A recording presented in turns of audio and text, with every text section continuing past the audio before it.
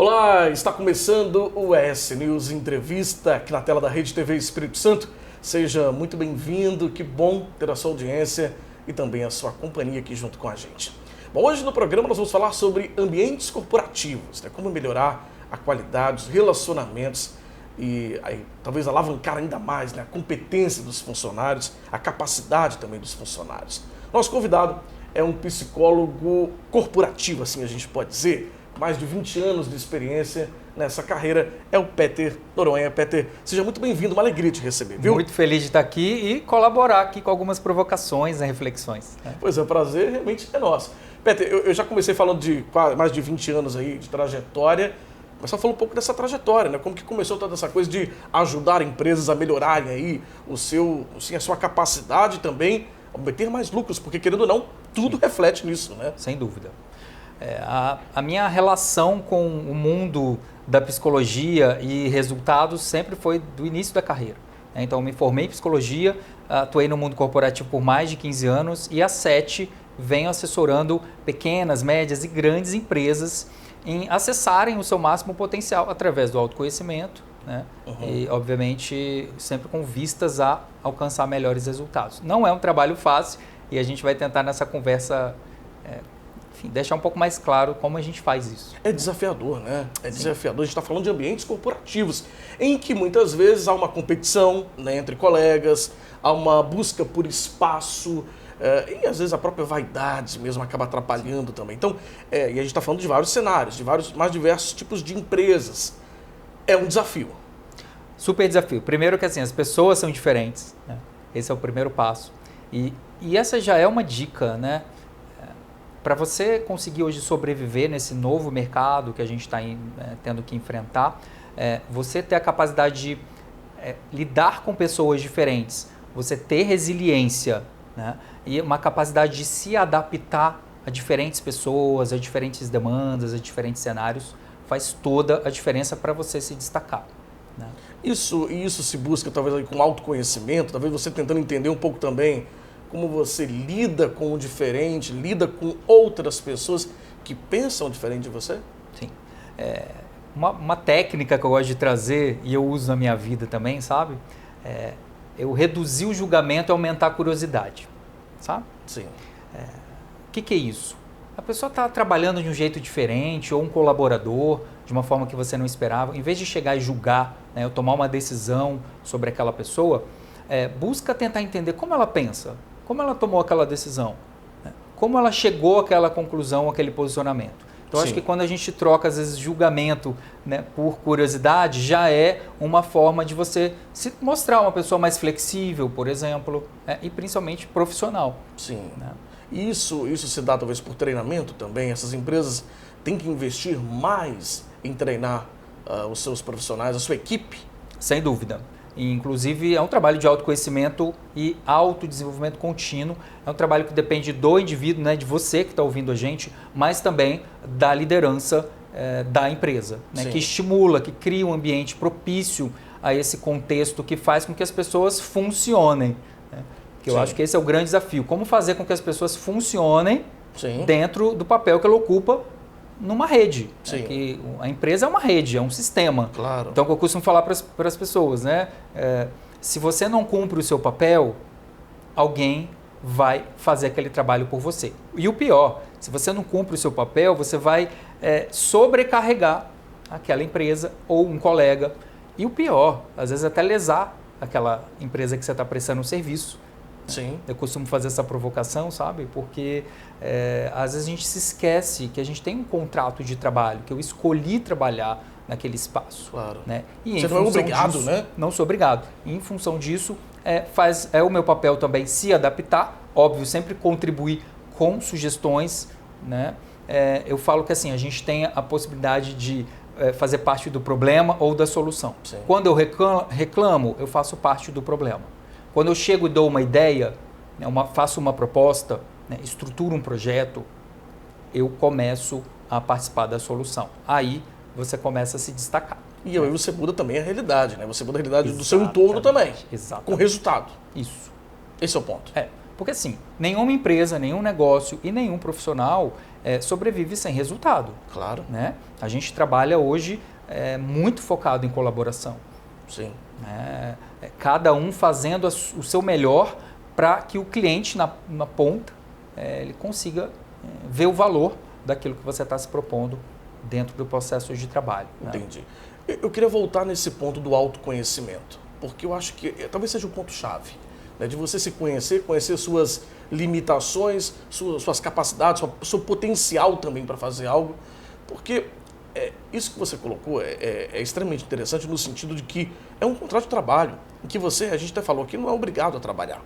Né? Você tem uma oportunidade para entregar esse resultado, mas você também tem a possibilidade de falar, não, eu não quero fazer isso, eu vou fazer outra coisa que vai me deixar mais satisfeito, mais feliz. Então também é uma escolha, é um autoconhecimento, é querer, eu quero, não, eu não quero. É meio isso. Autoconhecimento passa muito pela autoobservação, sabe? Por exemplo, quando alguém te irrita no trabalho, você parar e falar assim, poxa, por que aquela pessoa me irritou? Né? Será que ela falou alto comigo? Então eu vou tentar, aí autoconhecimento. Então você parou, observou o que aconteceu e o próximo passo é você agir a partir daí. Então você fala assim, olha, você poderia ajustar o seu tom de voz na próxima conversa, né? Porque me incomoda. Então isso é autoconhecimento aplicado. Uhum. Porque não adianta também só você ficar como as pessoas hoje falam, eu vou pedir feedback para me conhecer. É importante? Mas só isso não é importante, né? Não é essencial. Você pede feedback, por exemplo, que é uma outra forma então de autoconhecimento, além da autoobservação, tá? E não faz nada com aquilo, como é que faz? Né? Você não está fazendo a sua parte no processo de autoconhecimento. Aplicar. Aplicar e uma dica, tá? Peça feedback para pessoas que tenham credibilidade na relação com você. Aí você pode chegar e falar assim, mas é o meu chefe, às vezes o meu colega, eu não confio muito, eu não tenho uma boa relação. Ok, mas aquela pessoa, ela sempre tem algo para colaborar. Até para te comunicar como não dar um feedback. Né? Você vai aprender como não receber ou como dar um feedback. De alguma forma vai contribuir. Exatamente. Não é? E tem um detalhe sobre o feedback, é um tema bem polêmico também, que às vezes a gente fica esperando ele chegar. E eu esqueço que eu posso também pedir. Eu, como protagonista da minha carreira, eu posso chegar e pedir. Bacana demais. Dicas importantes mesmo, né? Peter, nós vamos para um rápido intervalo. Daqui a pouquinho a gente continua o nosso papo aqui no S News Entrevista. Não sai daí.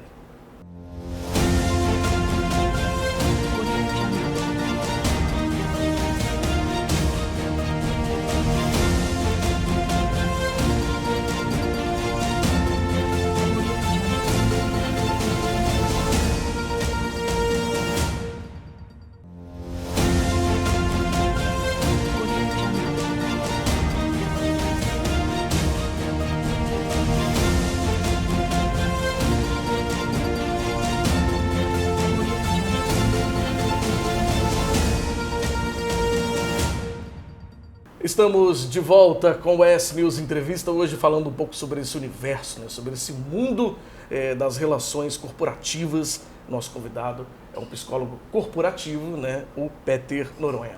Peter, vamos falar um pouco também sobre a questão da disciplina, né? A gente sabe que nesse mundo acelerado, competitivo, a gente vê aí muito essa questão da disciplina ser colocado também à prova, né? É importante, né? Disciplina, eu diria, é essencial. Sim.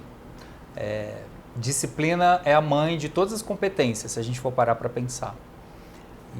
E ela desenvolve. A boa ideia, a boa notícia é essa. Você pode desenvolver a disciplina. Então, assim, você trabalhando em casa, você trabalhando com seu negócio próprio e principalmente dentro de uma empresa, se você não tem minimamente disciplina, você não consegue decolar. Como é que eu desenvolvo dessa competência tão desejada? Primeiro, assim, você tem que ter sempre um propósito. Eu falo que são os 3 R's, né? Razão, eu tenho um propósito. Eu quero me destacar nessa empresa, na carreira, eu quero ganhar mais, eu quero oferecer uma boa escola para os meus filhos, enfim. Então, é razão, motivo.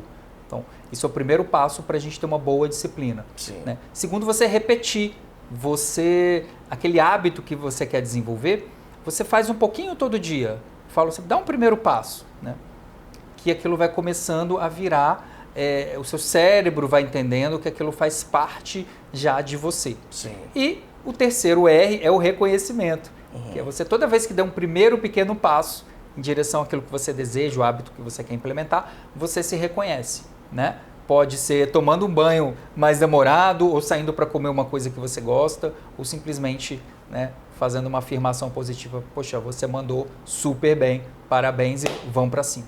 E uma coisa que eu uso comigo, né, eu sempre projeto, quando eu dou aquela desanimada, sabe? Que eu tenho que fazer aquele trabalho chato. Sim. Eu falo assim, poxa, mas esse trabalho vai me levar a realizar meus sonhos.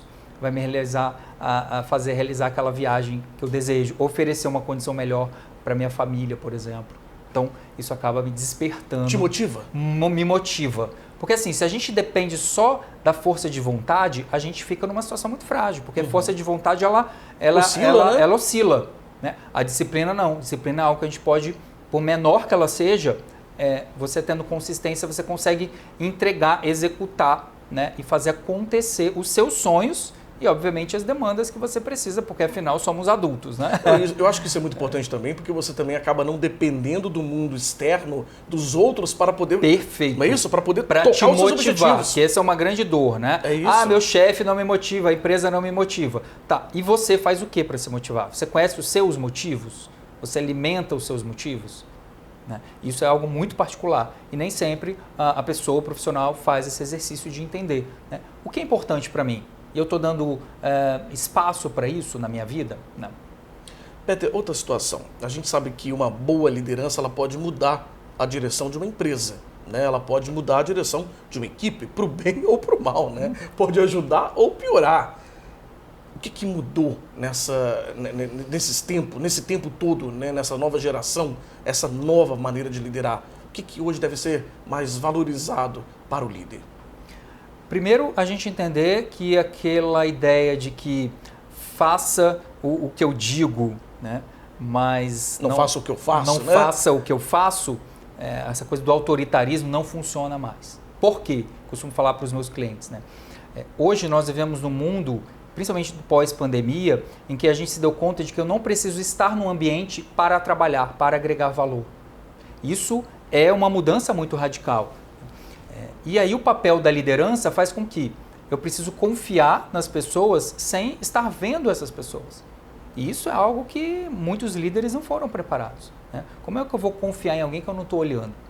Então o primeiro passo hoje para você liderar é exercitar essa confiança no colaborador, né? Que é algo que você também desenvolve, trazendo clareza de propósito, de objetivos, né? E metas principalmente, acordos, fazendo Sim. acordos bem delineados. Entendi. Tá certo. Olha, eu tinha aqui tantos outros assuntos para tratar com o Peter, pena que o tempo está acabando, né? Infelizmente. Hoje eu vou convidar o Peter para voltar aqui ao nosso programa mais vezes, que eu queria falar um pouco também sobre a questão desse novo mercado de trabalho. Mudou muito também o mercado, né? O mercado de trabalho é outro. Se você pega aí os últimos 10, 20 anos, é uma mudança realmente até radical, né, Peter? Radical. Hoje o mercado ele pede muita criatividade, né? Resiliência e muita colaboração. Então, assim, se eu pudesse deixar uma dica final aqui, por favor, para esse profissional e para essa empresa que quer se destacar nesse novo mercado, é isso. Né? Construa a solução junto com o seu cliente, que pode ser o seu próprio colaborador ou aquele cliente que está na ponta. Né? Fantástico. Não dá mais para a gente chegar com respostas prontas e colocar no mercado ou colocar para a minha equipe. Esse processo precisa ser colaborativo e co-criativo. Peter, muito obrigado, foi um prazer, viu? Obrigado, espero voltar aqui em breve. O convite já está feito, tá bom? Obrigado. Tchau, tchau. A você de casa, muito obrigado pela sua audiência e também pela sua companhia. A gente fica por aqui.